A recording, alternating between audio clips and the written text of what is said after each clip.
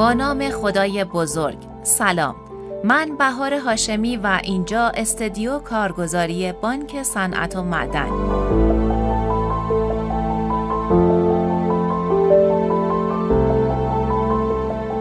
زمانسنجی بازار، نوشته علی بشیرپور، ابراهیم صابر و حسین محسنی از انتشارات بورس.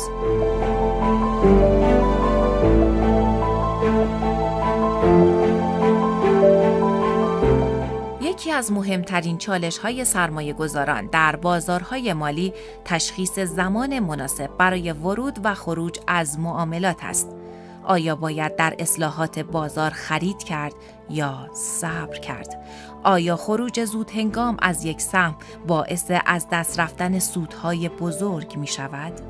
این کتاب تلاش می کند به این پرسش ها پاسخ دهد و استراتژی هایی برای مدیریت بهتر خرید و فروش در بازارهای مالی ارائه کند. قسمت 8.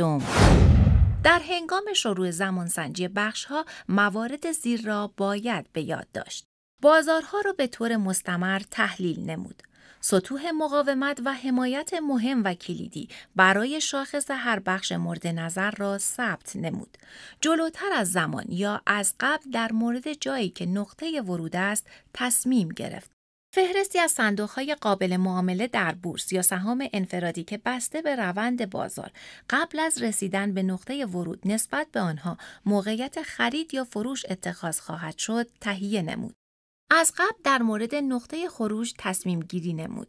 می توان این کار را با تنظیم نقطه توقف و فروش وقتی که در موقعیت‌های خرید بازار روندی صعودی دارد و با تنظیم نقطه توقف و خرید در صورتی که موقعیت فروش نسبت به بازار اتخاذ شده است انجام داد. برای شروع زمانسنجی بخشی باید یک فهرست از شاخص‌های بخشی تهیه گردد و به دفعات آن را مورد نظارت قرار داد. این شاخص‌ها راهنمای سرمایه‌گذاری است و نشان می‌دهد که کدام بخش‌ها را برای سرمایه‌گذاری انتخاب نمود. بعد از تهیه فهرست شاخص‌های بخشی، مرحله تحلیل سیستماتیک و جستجو کردن ایده زمانسنجی است. در هنگام بررسی و مطالعه فهرست شاخص بخشی انتخابی، رعایت اصول زیر ضروری است. به طور مکرر نمودارهای شاخص خود را مطالعه نموده و روند اصلی هر بخش را مشخص کرد.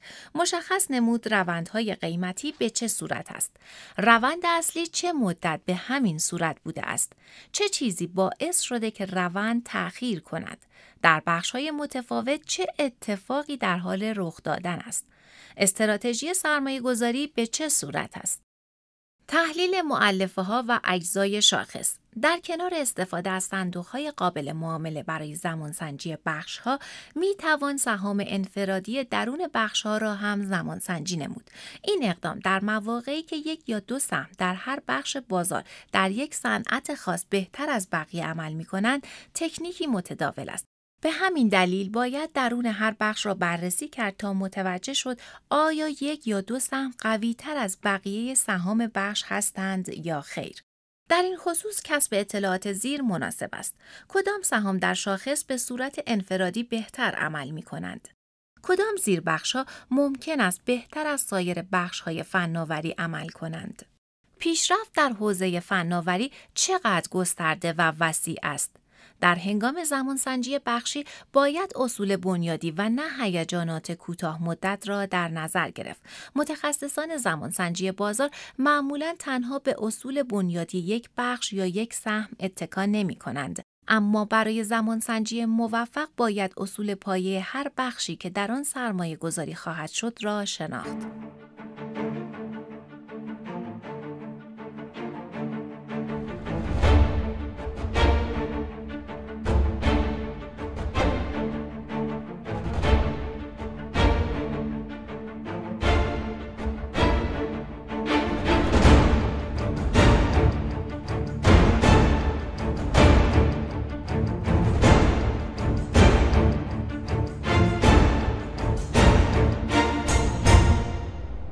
تحلیل چرخه‌های اقتصادی. چرخه‌های اقتصادی رونق تا رکود دارای زمان، طول و دامنه متنوعی در هر کشور میباشند. کشورهای در حال توسعه از نوسانات بیشتری در چرخه‌های اقتصادی برخوردارند. در برخی کشورها دوره‌های رکود میتواند برای چندین سال به طول بیانجامد. چرخه‌های تجاری به وسیله تولید ناخالص داخلی اندازه‌گیری می‌شوند که بیانگر سطح خروجی کسب و کارها در اقتصاد یک کشور است. چرخه تولید ناخالص داخلی از یک الگوی موجی تبعیت می‌کند که به 4 مرحله رونق، شکوفایی، تنزل و رکود قابل تقسیم است. بعد از مرحله تنزل به دوره رکود می‌رسیم. دوباره دوره رشد شروع می شود که در نهایت به مرحله شکوفایی ختم می شود. تغییرات قیمت دارایی‌ها می تواند برخی اوقات تأثیرگذار و در برخی اقتصادها تأثیرپذیر از چرخه‌های اقتصادی باشد. بنابراین چرخه‌های اقتصادی روشی برای رهگیری و پیشبینی فعالیت‌های اقتصادی و انتخاب سرمایه‌گذاری مناسب هستند. خلاصه ای از هر یک از مراحل چرخه‌های اقتصادی تشریح شده است. شکوفایی. وضعیت شاخص‌های اقتصادی مساعد است. اشخاص شاغل بوده و از درآمد برخوردارند. تقاضا برای کالاها و خدمات افزایش می‌یابد. در برخی مواقع تقاضا بیشتر از عرضه است که این امر منجر به بالا رفتن شاخص قیمت مصرف کننده یا تورم می‌شود.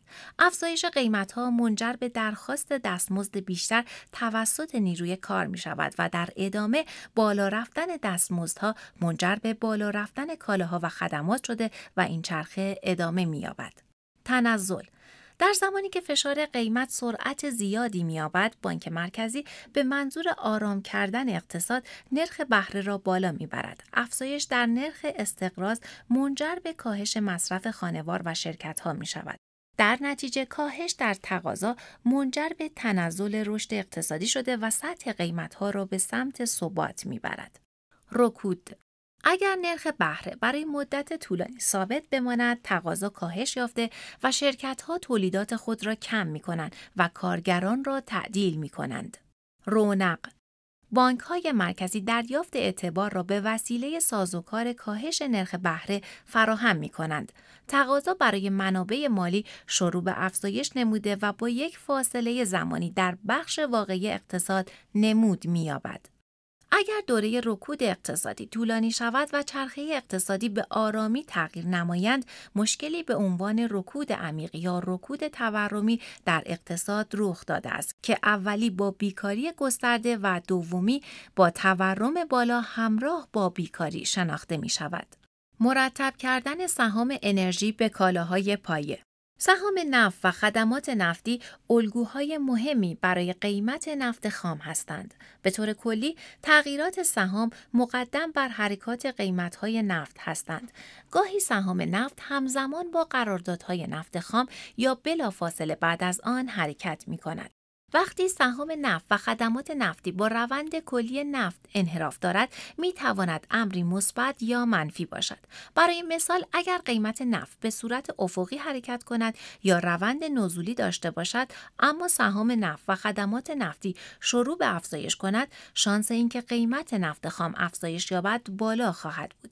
اگر نفت بعد از سهام افزایش نیابد، احتمالاً قیمت سهام نیز کاهش می یابد. گاز طبیعی. گاز طبیعی نوسانات زیادی دارد. به صورت تقریباً دائم روند آن تغییر می‌یابد و نوسانات قیمتی طول روز آن باعث می‌شود محیط برای سرمایه‌گذاران انفرادی و حتی متخصصین دشوار شود. با این حال باید سهام گاز طبیعی و کالاها هر دو را مورد توجه قرار داد. درست مثل نفت خام، سرمایه‌گذار می‌تواند کالاها را از طریق قراردادهای آتی، ETF ها یا سهام معامله نماید. نفت گرمایشی. در گذشته نفت گرمایشی یک کالای زمستانه بود. اما با افزایش تقاضا برای سوخت دیزل برای اتومبیل‌ها و کامیون‌ها و نوعی خاصی از این کالا برای تأمین انرژی هواپیماها موجب شد الگوی فصلی سنتی و سایر عوامل انفرادی که ویژه حرکات این بخش بودند دیگر به اندازه قبل مطمئن نباشند. با این حال زمستان‌های سرد و تقاضای بالا برای سوخت دیزل از سوی اقتصاد قوی هنوز هم تأثیر مثبت بر قیمت‌ها در این بخش دارد. بنزین. راه دیگر کسب سود از بنزین زمانسنجی سهام پالایشگاهی است. سهام پالایشگاهی زمانی که قیمت‌های نفت به اندازه کافی کاهش یافته و عرضه نیز تقریباً متعادل باشد، تمایل به افزایش خواهد داشت. مسئله کلیدی در مورد شرکت‌های پالایشی این است که آنها نیاز دارند تا از بازار نفت خریداری کرده، پالایش کرده و آن را به قیمتی که زیاد گران نباشد اما حاشیه سود مناسبی داشته باشد به مشتریان بفروشند.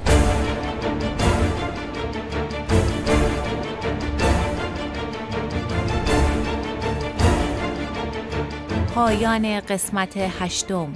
تا قسمتی دیگر، خدا نگهدار.